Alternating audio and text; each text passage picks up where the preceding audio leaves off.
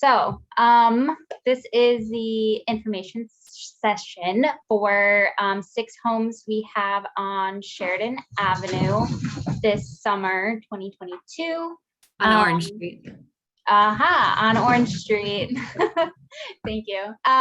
So we're just going to go over the application process and the requirements, and also a little bit about the homes themselves, as well as how the partnership with the Community Land Trust works, since 4 of 6 of these homes will be sold as land trust homes. If you have any questions, you can raise your hand or type them in the chat, but please refrain from asking questions about your personal situation for the application. You can always email us at the end. There'll be the email address if you have more personalized questions. So we are a first-time homeownership program, and the homes themselves, we'll see later, they have designs already, so they're not customizable or anything like that. When you buy them, after you buy them, they're, it's your home. You can do what you like. Partnership is at the center of what we do, and some of that is sweat equity. So a lot of people will say, oh, do I get to help build my home? And yes, that is part of the program. But partnership is also like doing a lot of paperwork for your mortgage, or doing other things in the community, like a community cleanup or going to a neighborhood association event, things like that. And we do have financial requirements or guidelines, including your income, your credit history, and things like that that we'll go over later. It's mostly to ensure that you can actually afford the affordable mortgage for the long term. We want you to be a successful homeowner for as long as you want to be a homeowner. So I forgot to do introductions. So before we go any further, I'm Tiffany Meddy with Habitat, and I help manage the home ownership program. Great. I'm Christine Schutte. I'm the executive director at Habitat. I'm Susan Cotner, and I'm with the Albany Community Land Trust. There we go. So the financial qualifications. So there are some income guidelines, and that's 50 to 80% of the area median income, and that comes all the way up from HUD. So, and it's by household size. So there's a little chart right there, and in the actual application and on our website, there's more information if your family is larger than 4 people. And those are guidelines again. So there's some wiggle room around in there, because when you submit an application, we're looking at your entire financial picture, not just your income or just your credit score. Speaking of credit scores and credit history, usually we look for around 600 minimum, but every person's credit situation is different. And there are some aspects of your credit history that the bank has to see, like, no current accounts that are in default or anything like that. So a clean credit history when you apply. And the mortgage product that we have to help our homebuyers access is the Sunny May Habitat mortgage, and it's an exclusive mortgage for Habitat homebuyers in New York State. And it's 2% fixed interest, 1% cash down over 30 years. So that 2% fixed interest rate really helps keep your mortgage affordable in the long run. So even when, other things change, if taxes change or something like that, you can always count on that super, super, super low interest rate over the life of your mortgage. And we partner with a bank to do that, and that's M&T Bank at the moment. So they're the ones that you would actually be applying for the mortgage through, and we're here to help you with that process. Are there any questions from our two people? No? Okay. So part of our program is the partnership aspect that I mentioned before.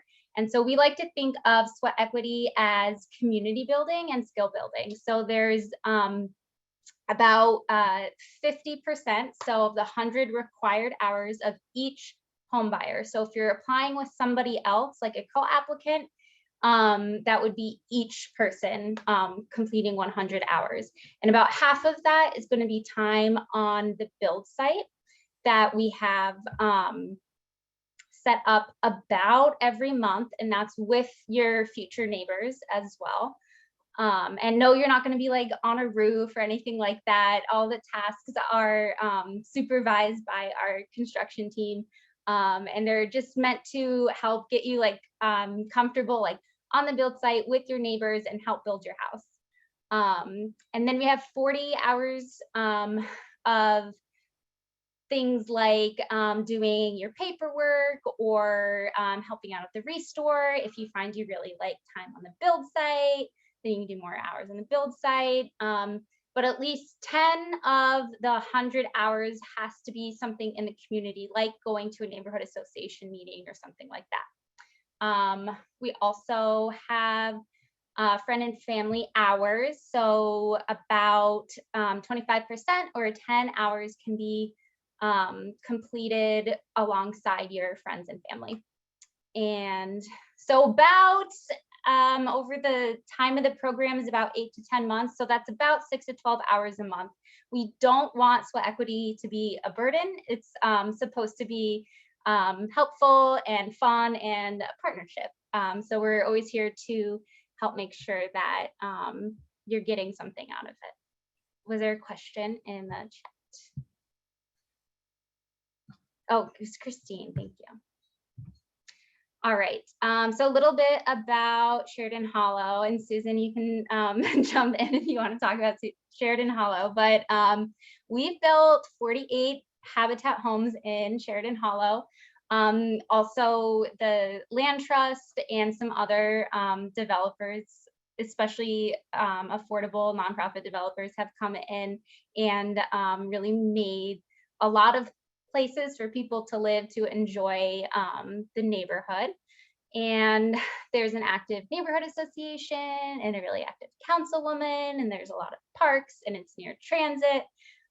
There's 2 libraries nearby. It's a great place to live. Susan, do you have anything to say about it? Yeah, I do want to just encourage folks to come to the neighborhood association meetings. We just had, for example, last night we had neighborhood night out, and all the kids enjoyed ice cream. And we have a holiday Toys for Tots event. We can always use more volunteers for that.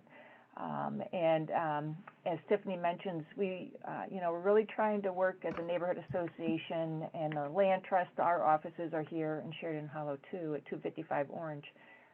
To work together to bring in more resources like the solar panel program. So if you're interested in adding that to your new home, we would love to talk to you. And there's some great other energy efficiency opportunities coming down the pike. So there's a lot going on, a lot of great parks that we're trying to redevelop and just really bring a lot more benefits to the families who live here. So we look forward to having more people join us. Awesome. And so on this map here, if anyone isn't very familiar with Sheridan Hollow, these orange squares are the 6 homes that this application cycle is for. The blue dots are homes that we've built and sold over the past couple years, and the green ones are nearly complete. And Tiffany, there is a question in the chat about sweat equity. It says, could community hours be volunteering at other organizations? Yes, absolutely. And if in your job or something in your life that you already volunteer at that, we could absolutely just count that. You don't have to do anything on top of what you already do. For example, we have a current home buyer who is a police officer, and part of her job, she has to do stuff in the community. She just counts those hours because we're not trying to make it a burden. We're just trying to make sure that, that there's that community connection. And it doesn't have to be in Sheridan Hollow either. That would be awesome if you could start making connections in your future neighborhood, but it's, doesn't always work out for everybody that they're able to do that. So yeah, again, we try our best not to make it a burden on anybody. So these are the 6 homes that this application cycle is for. They're attached row homes in sets of 2. And this is vaguely what they look like. And they'll have, like pretty colors and stuff when they're complete. But let's see, how do I go to the next one? Okay, so 4 of them are sold with the land trust that we'll go into next with Susan. They are all 2 floors. They're all new construction. They all have a kitchen, a half bath downstairs, a combined living dining space, a breakfast nook, and appliances on the first floor.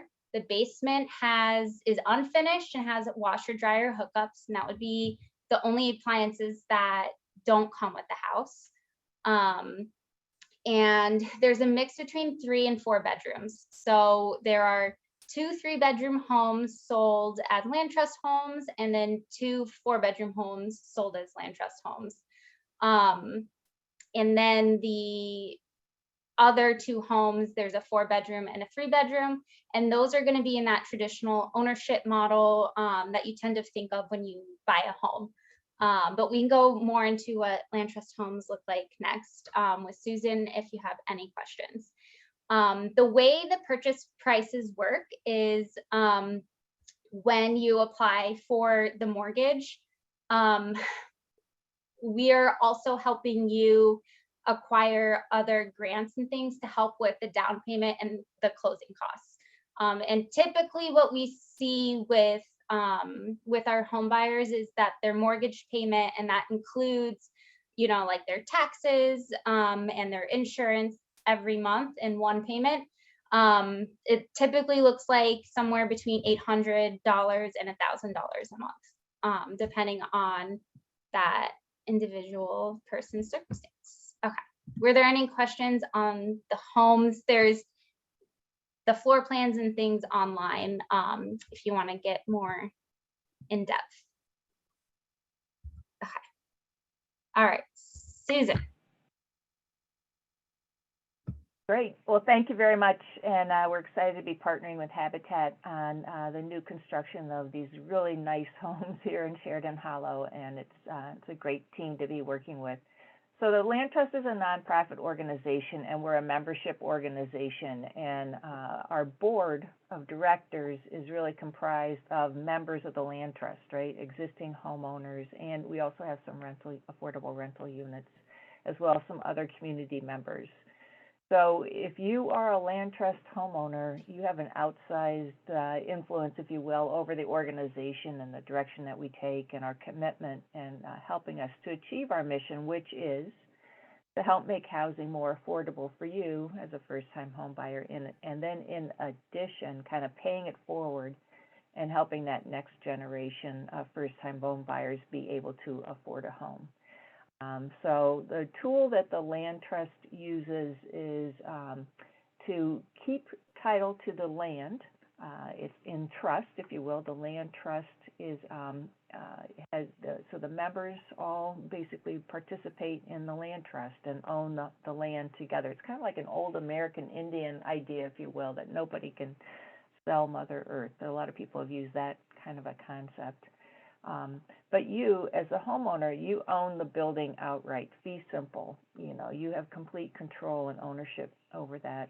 And you have a 99-year lease, which will outlast us all. 99-year lease to use the land.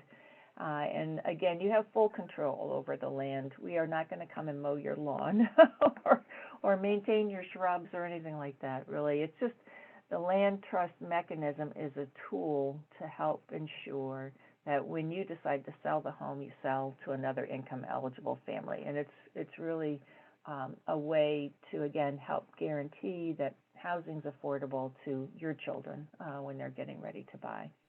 With the land trust, you can automatically have your children or anybody that's living in your house purchase the home.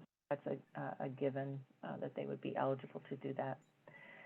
So the thing that we're really trying to do is preserve some of the money that's being used to develop this housing. If you were buying one of these beautiful habitat homes in the suburbs, you'd be paying full price. You'd be paying $280,000, maybe $300,000 for these homes. But because of the assistance that we all have secured from a variety of sources, you're able to buy it for about half of that amount.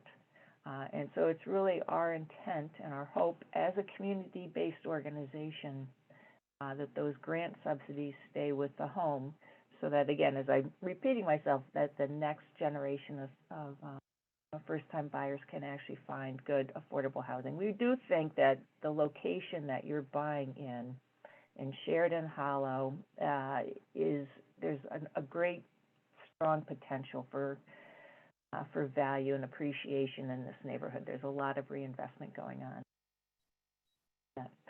So again, I think the thing that we'd like you to think about when you purchase a home is, again, the land trust continues to own the property.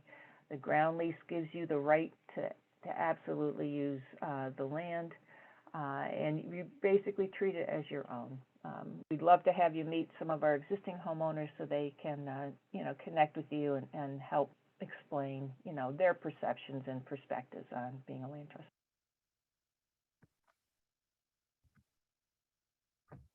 One of the things that, we do have as part of the ground lease is a formula for what your resale price would be so that, again, we can assure that's affordable to that next generation.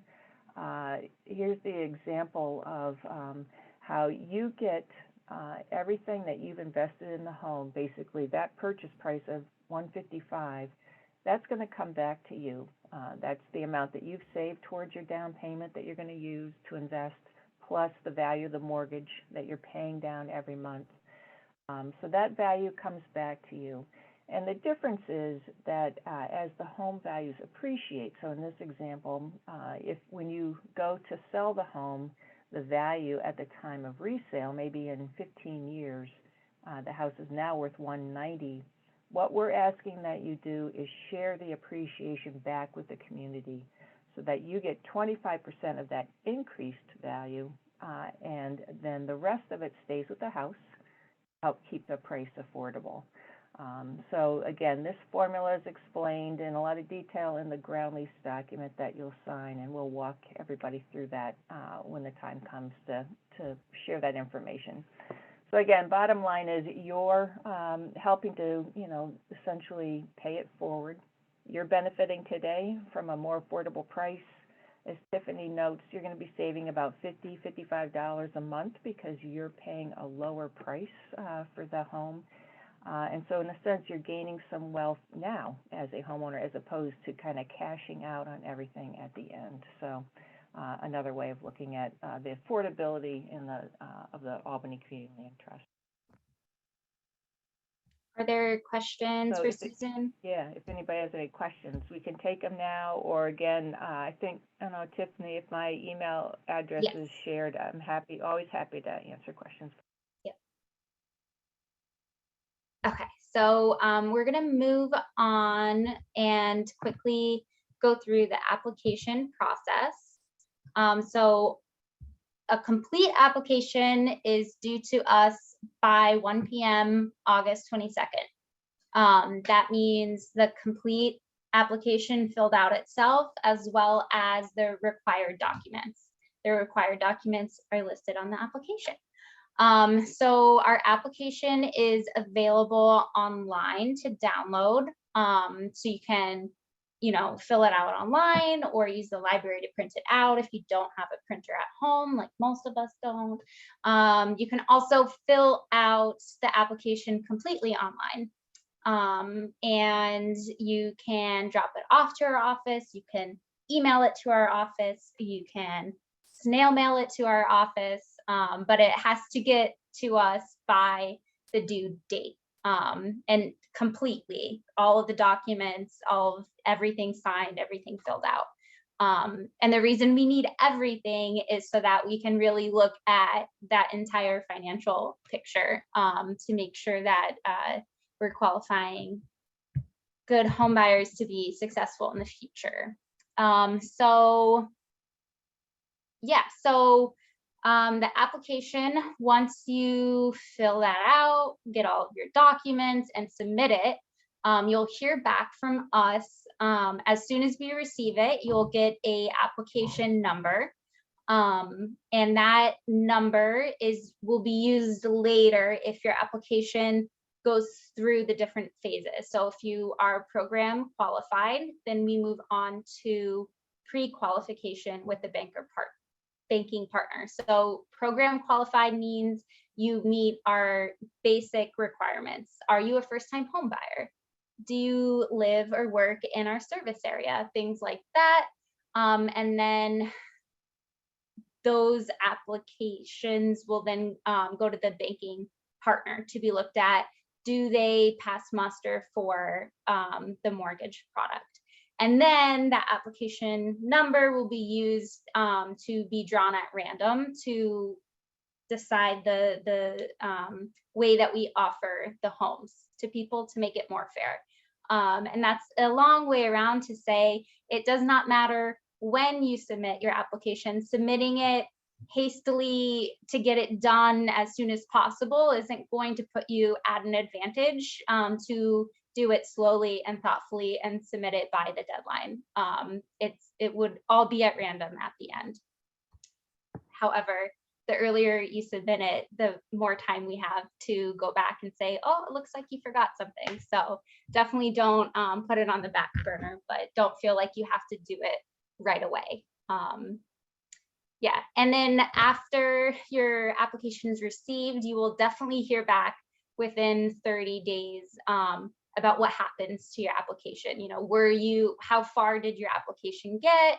What kind of feedback do we have? What kinds of referrals do we have?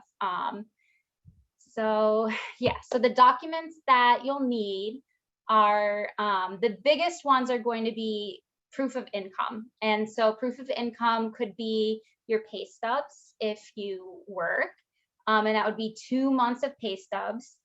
And if you get anything like any kind of social assistance, or if you get anything court ordered like child support or spousal support, something like that, we'll need the award letters for that, or even Section 8. And then we'll also need 2 months of your bank statements for all of your accounts. And it has to be all of the pages of the statement, not the transaction history. So what we're looking for in a bank statement for us is just kind of like your savings account, and to make sure that you have the savings to pay the deposit that's due when you partner with us, when you sign the program agreement. And then also to pay the bank for things like your mortgage application, appraisal, things like that are due upfront. We want to make sure that if you do get approved into the program and you do want to partner with us and you sign the partnership agreement and you give us your $500 deposit, that's not wiping your savings account and leaving you high and dry if something else happens. We wouldn't want that. So we will definitely be looking at that. And then also 2 years of your tax returns, your federal tax returns, including your W-2s if you have them. So definitely make copies, don't give us the originals. And I would always, again, recommend going to the library to scan them or to make copies if you're submitting your application through paper. Are there any questions? Okay. So how else to prepare? So Susan is here. She can tell you all about it some other time, but we always recommend people who are interested in buying their first home to take Homebuyer 101 through AHP here in Albany. If you're in Troy, there's also Trip online. But especially for these homes, we'd recommend AHP since they're here in Albany. That's a free course offered, and it's HUD approved. And it's a course that you would have to take anyway, because one of the requirements that the bank has for Habitat homebuyers is to have a homeowner education certificate. And the first step to get that certificate is Homebuyer 101. So we always recommend people take that. Another way to prepare is to start saving now. Again, at least $500 for now, because that would be required when you sign the program agreement, partnership agreement. Other things to look at would be making sure that your credit is clear. So you can actually, if you live in Albany County, you can go to Albany County Records and you can search your own name and see if you have any kinds of outstanding, what is it called? Collections Or yes, yeah, collections against you, yeah, because that's all filed through the county. So yeah, so you can look at all of that information for yourself. If you have gone through Homebuyer 101 and you've met with their housing advisor, Christina, she pulls your credit statement and goes through all of your credit stuff with you. So there could be surprise things in there. So that's another reason that we always recommend going through Homebuyer 101 and AHP's home ownership, home buying preparation program always first. But yes, so, okay, any questions before we go through the application pages? Okay, Susan's email is here, as well as Lisa, who also works for the land trust. If you have questions about the land trust or AHP, I guess. And then also, if you have questions about the application process, you're filling out the application, you're not sure about something, you can email me. Email would be the fastest way to get a response since we're not always at the office. And that's homes@habitatcd.org, or you can call me. And yeah, okay, so we are going to head to, there it is. Okay, so this is our website. And if you just go to our website, there's at the top a green bar. You can just click on that to go right to the application page. If you click on the homes here, when we're done with this, you can open it up and see the floor plans for yourself. But so this is where you would go to download the PDF. If you want to complete the online application, you can go here. And there's just some more information about the homes and how they work, and some links to other resources, like more information about land trusts and things like that. More information about each set of homes specifically, and then a map. So let's go through the application super quick. Okay, so this is the first page of the application is the cover sheet, and it starts with a little self-assessment for you to just kind of reflect on how prepared you are to apply for Habitat's program right now. So and it's just kind of the basic requirements of our program for you to go through. If you answer no to any of them, you're probably not going to be eligible. If you'd like, you can still complete the whole thing and submit it to us, and we'll accept it, but it does take a lot of work. So I would just, check in with that self-assessment and see if you're willing to put in on all of the work for something you might not qualify for. But if you feel like applying, you're welcome to. And then here's the list of all of the required documents that we've already gone through and how to submit them. And then this page is very important. It's the page that outlines the homes that are available for you to apply to. And you're going to mark on the side which homes specifically that you're applying to. Again, there's kind of different combinations here of 3 and 4 bedroom, land trust, or traditional ownership model. So just make sure you're looking at that when you fill that out. And then a little small overview of the application process. There is a way more in-depth sheet about the program and also partnering with the land trust and how that works. The qualification criteria again, and then that larger income guidelines chart that I mentioned earlier goes to 8 people in a household. So these are the minimum and maximum. So just make sure also when you're looking at your income, and your income can include your wages, but it also includes other forms of income like public assistance and things like that. But just make sure that your income is falling somewhere in there. Okay, so then this is the actual application. So here, there's just some demographic information about you. And in this section is dependents who live with you.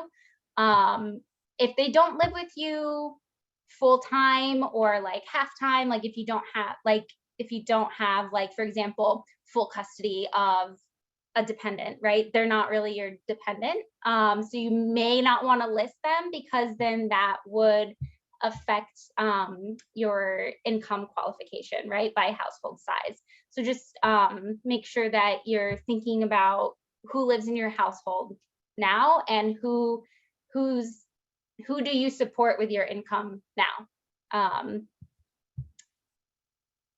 Yes. Okay. So the next section just asks if you've ever served in the military. If so, there could be extra funding available to help make your home more affordable. So that's why we like to just catch and see if anyone is currently serving or has served. There's also that section about sweat equity that we talked about earlier. If you're willing to complete the sweat equity hours, if you click no there, you're welcome to, but we're gonna have to say not this time if you're not willing to complete the sweat equity hours. You'll also be asked about your current housing conditions. So are you renting? Do you not pay rent, living somewhere rent free? We ask for the number of bedrooms, particularly if you have children. We want to see if your current housing conditions are overcrowded or not. And one of the reasons why we'd like to know that is because Habitat International asks us to look at that information when we're qualifying people.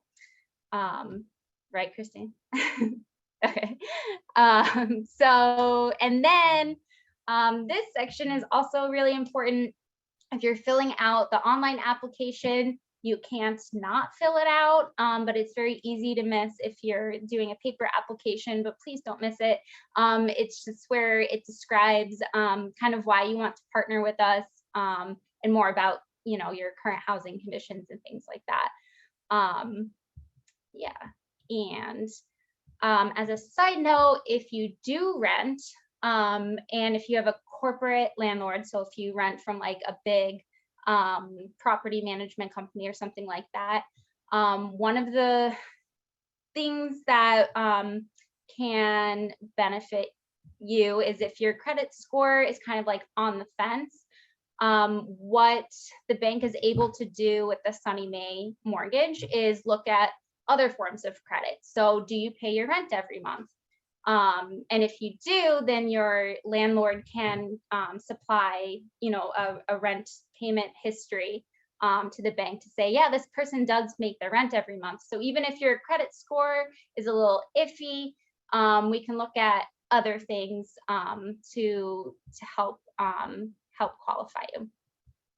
So the next is employment. If you're employed, a little bit about how long you've worked there and what you make before taxes every year.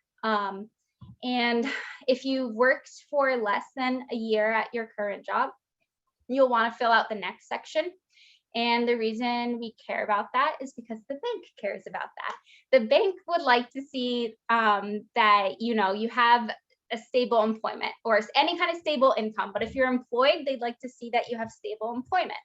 And one of the things you'll look at here is the type of business and your title of position. So even if you've had less than a year at your current job, if you've been doing the same kind of thing for more than a year, the bank will look at that and go, oh, they just, switched jobs, but they're doing the same thing. So that's why we ask that. And then the next section is about your monthly income. And so there's lots of different kinds of incomes here that you can write down, especially if you have a housing choice voucher, that does count as income. So make sure that you write how much you get for that every month. And another thing I would say is if you do have a housing choice voucher is that you want to get connected to the Wages Center and the Family Self-Sufficiency Program that's available to public housing residents and Section 8 housing choice voucher holders. And they can help you understand how you can convert your voucher to homeownership. And they also have like other kinds of programs to help with your income and budgets and things like that. But yeah, so any of your incomes here, and that's for any other members in the household too, like any other adults in your household, say you have that you want counted towards your income. So if you have, like if your 20-year-old kid lives with you and has their own job, but they're not going to be helping pay your mortgage, you don't want their income counted, don't list it. But if you're applying for credit, if your 20-year-old kid is applying with you for credit, then you do have to list them. And if you get into that situation and you're confused, you can email or call and we'll help advise you for that. The next section is about your source of down payment and closing costs, which the bank likes to see. So basically, they want to make sure that that you have the money to buy the house, like initially at the closing table, where you have a plan for it. If someone is gifting you the money, is it a family member, like someone who can gift you money, things like that? Are you using your savings? And what kinds of grants do you intend to apply for? Yeah, so then the next section, you'll be listing your assets. So that's all of your bank accounts and your current balance here. And I know that you're submitting your bank statements anyway, but so we'll need your bank statements and we'll have to have you write it on the application as well. And if it's helpful to you, if you have like, say you bank at SEFQ and you have like different accounts at SEFQ, you can also split them up, SEFQ savings, how much is in your savings, SEFQ checking, how much is in your checking. but we'll be looking at your bank statements anyway. So don't overthink it too much. The next section is about your liabilities and expenses. So how much money do you already have every month that goes to someone else? So your loans, if you lease any furniture, if you have student loan, if you have credit card debt and have an agreement to, pay a minimum every month for the credit card debt, things like that. So this information is used to compare with the income that you have coming in. And then we look at the debt that you already have and we take that out. And then we look at how much you have left every month, and if that's enough to sustain the mortgage payment. So that's why we ask for that information. The next is also just kinds of like monthly expenses that you pay every month, because that helps us look at that debt to income ratio is what it's called. So, and you don't have to, again, they don't have to be exact numbers. They could just be estimates of about how much a month. And then the next section is the declarations section. And this is almost the same information as that self-assessment. But so then you're answering for both you and if you're co-applicant, if you have a co-applicant, they're also answering these questions. One important one is, are you a US citizen or permanent resident? People ask us quite often, I have a green card. Is it okay if I apply? Yes. So it's a bank requirement that you are a US citizen or a permanent resident. And basically that is because they want to make sure you're not like here on vacation and trying to buy a house. So they just want to make sure like you do want to live here.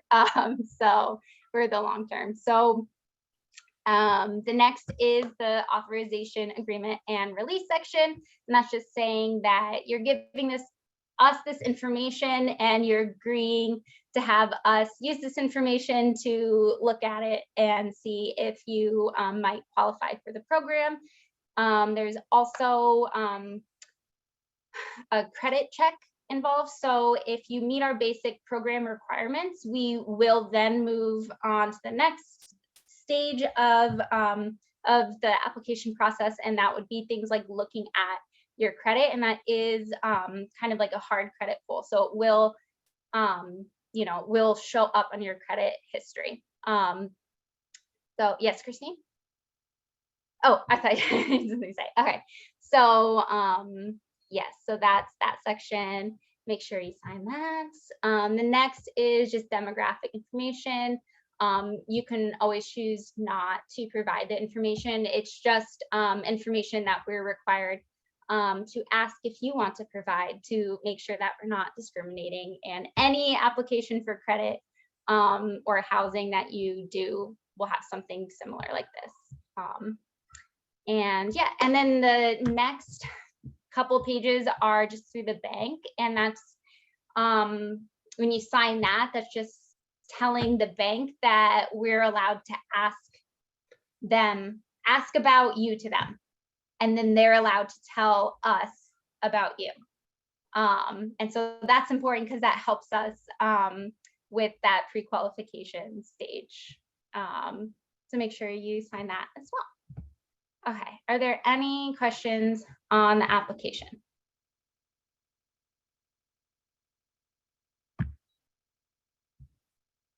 Okay. So that's it. Awesome. Thanks, Tiffany. If there are any questions, these are the contacts for folks to email. And we'll also send out this recording by email and post it on our website too, so you'll have it to review. All right. All right. That's it. Have a good night. Thanks, everyone. Bye.